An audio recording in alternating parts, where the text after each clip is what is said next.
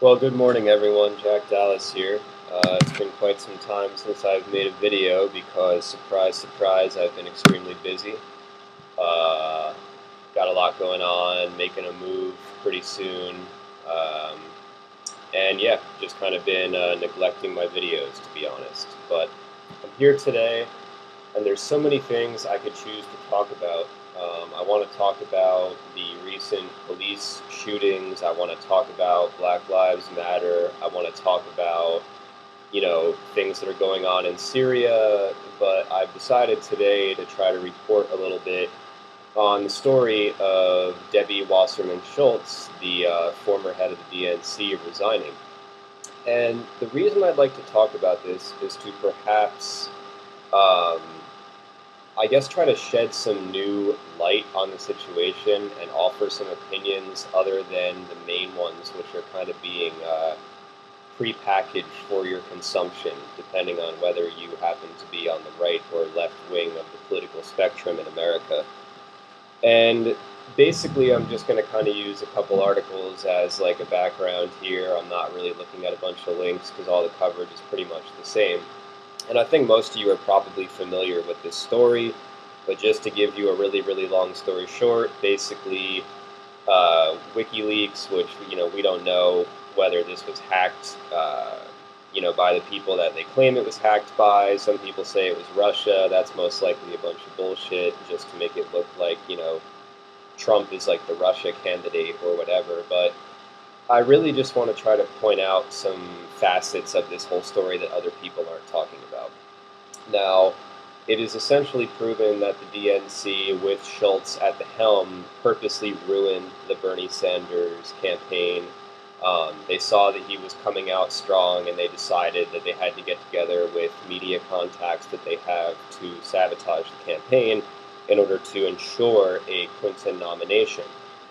Now, I must say, overall, I mean, there's so many angles I can start with, guys, so I'm just going to jump in. I must say that overall, I'm a little disappointed with how many people in the so-called alternative media, a term and a world which I'm finding myself increasingly disenfranchised with.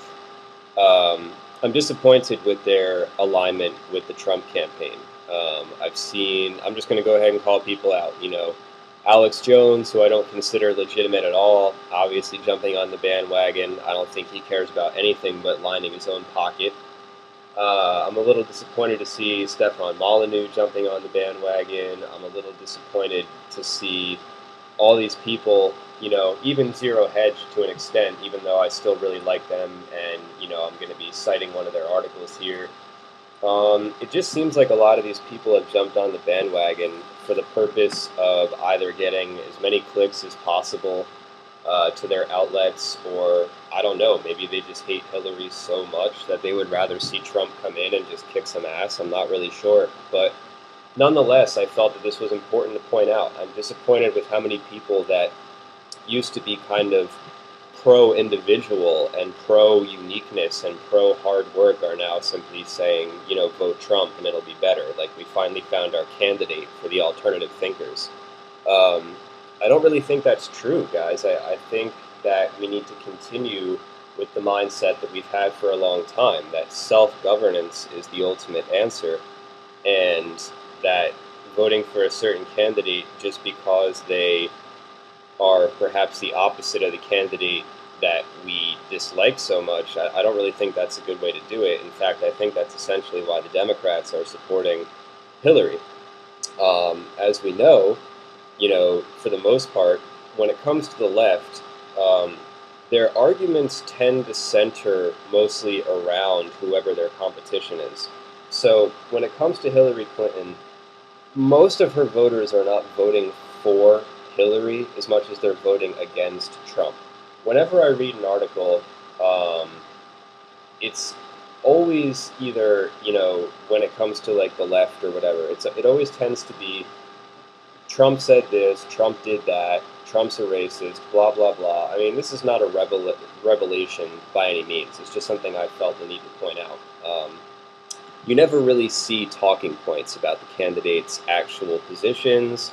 You never really see like debate or honest intellectual examinations taking place. We just kind of hear Trump's a racist, Trump said that, Trump did this. And these are really, non-starters, non-arguments, and this is the thing that kind of makes me the most upset with people on the left.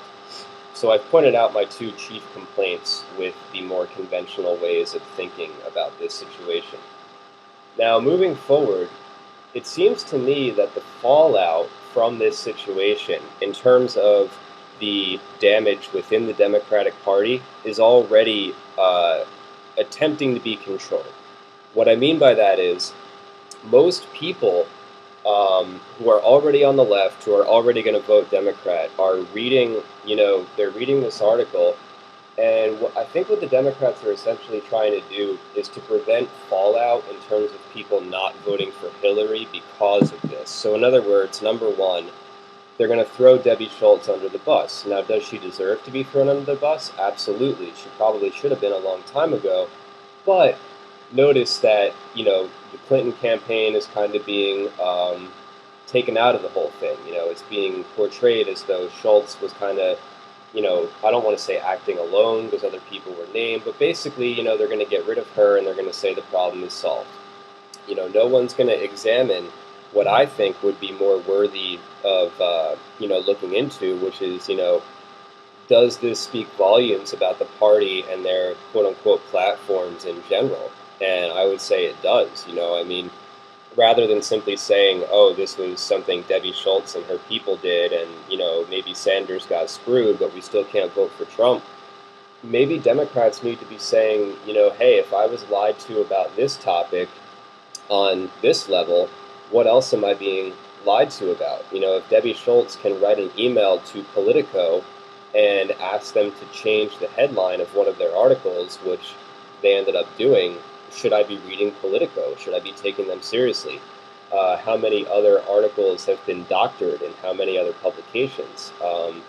There are so many Democrats who love to call out, Fox News and Rupert Murdoch, and that's all well and good, but here we have an example of one of actually many of your preferred media outlets doing exactly the same thing, and it's proven. And yet a lot of you don't seem to be coming out against it because it's your team and you feel some kind of loyalty. So, in other words, this whole thing happens and people are basically saying, well, look, obviously we shouldn't change our opinion because Trump. We should still vote Hillary because what's the alternative? Trump. So, the whole reason that we're being told to ignore this topic, much like every other controversy surrounding Hillary Clinton, which she never seems to actually take responsibility for, is because the alternative is Donald Trump. So again, non-argument, non-starter. Now, am I coming out and saying, support Trump or that this is some reason to switch your party? No, not at all. I really don't. I'm not really asking people to vote Trump. I don't plan on voting. I don't plan on voting Trump. I don't plan on donating to Trump. I don't plan on assisting him in any way. I don't plan on speaking positively about him either. I'm just saying. I think that the fallout and your opinion, if you happen to be on the left, is being controlled in such a way that, you might be disgusted by this, especially if you're a Bernie supporter. You're going to be saying, hey, I told you so, and you'd be right. But at the end of the day, are you going to do anything differently? Well, probably 90% of you are still going to vote left. So really, how much does it matter? Not very much, because at the end of the day, you're going to get the same result, which is a Hillary Clinton presidency. So that's a point that I felt really compelled to make, that the opinion and the fallout from this within the party is being very well controlled. And I think that is perhaps the most damaging aspect, because if change is going to come to the Democratic Party, it's got to come from within.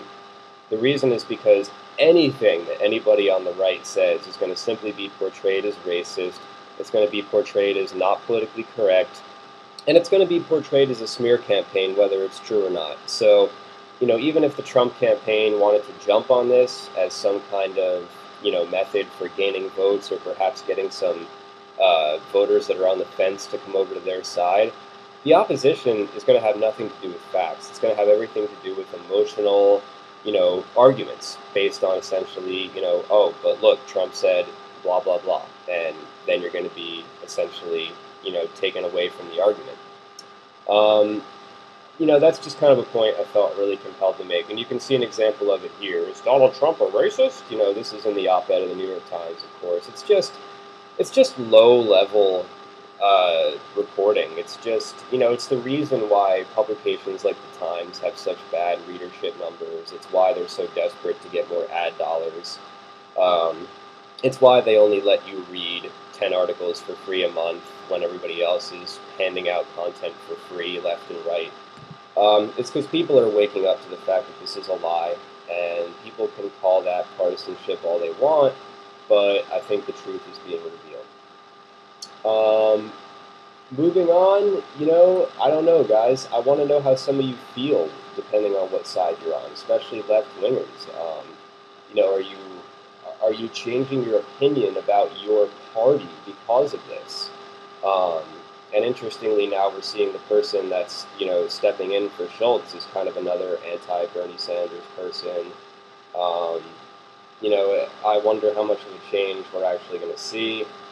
This is kind of the point I just wanted to make this morning, guys, is that I feel like the arguments are being formulated for the voters, as always, and instead of thinking for themselves, people are choosing which of the pre-made arguments they want to select.